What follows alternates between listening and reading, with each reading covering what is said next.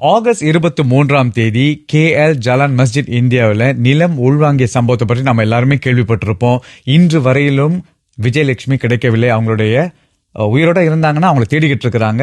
அப்படி இல்லாத பட்சத்துல இருக்கிறது ரொம்ப குறைவு, அவங்க உயிரோட இருக்கக்கூடிய சாத்தியம் ரொம்ப குறைவு அப்படின்னு அறிவித்திருக்கிறாங்க. ஆமா, கோயிலுக்கு போகிற வழியில அவங்க கீழே விழுந்துட்டாங்க. 8 மீட்டர் ஆழத்துல விழுந்ததுனால அவங்களை கண்டுபிடிக்க முடியல அப்படின்னு மீட்பு பணி தேடல் குழு சொல்லி இருந்தாங்க.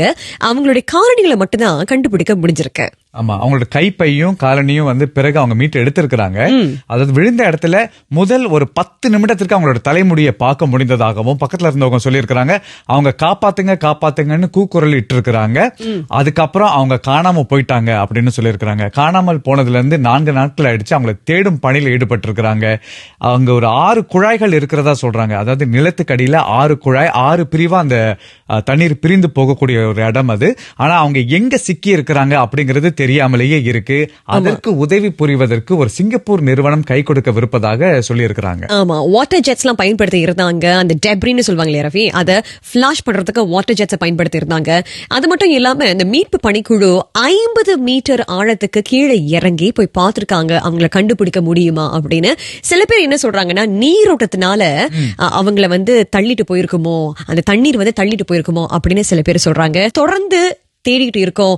தேடல் அது தொடரும். நம்ம இன்னும் சரியா சொல்ல முடியாது உயிரோட இருக்காங்களா என்பதை சரியா நம்மளால இப்போதைக்கு சொல்ல முடியாதுன்னு சொல்லியிருக்காங்க. அது மட்டும் இல்ல, அவங்களுடைய உடல் அப்படி அவங்க உயிரோட இல்லாத பட்சத்துல உடல் தண்ணீர் சேகரிக்கப்படும் ஒரு இடத்திற்கு அடித்து செல்லப்பட்டு இருக்கலாம் என்றும் சொல்லப்படுது. அங்கேயும் தேடல் பணிகளை அவங்க முடுக்கி விட்டு இருக்கிறாங்க. ஆமா, அப்படி என்னுடைய அம்மா தவறிட்டாங்கன்னா, மரணம் அடைந்துட்டாங்கன்னா, அவங்களுடைய உடல் மட்டும் எங்களுக்கு கிடைச்சிச்சுன்னா நாங்க கொஞ்சம் நிறைவா இருப்போம். ஏன்னா அவங்க நம்ம பார்த்துட்டோம் அப்படின்னு. அது மட்டும் இல்ல, நம்மளுடைய ஆசை என்னன்னா அவங்க எங்கேயாவது ஒரு இடத்துல பிழைத்து இருக்கணுங்கிறது தான் நம்மளுடைய ஆசையா இருக்கு. ஆனா அது அப்படி இருக்குமா? 4 நாட்களுக்கு அப்புறம் அதற்கான சாத்தியம் ரொம்ப குறைவு அப்படின்னு பல நிறுவன அமைப்புகளின் தலைவர்கள் சொல்லி இருக்கிறாங்க.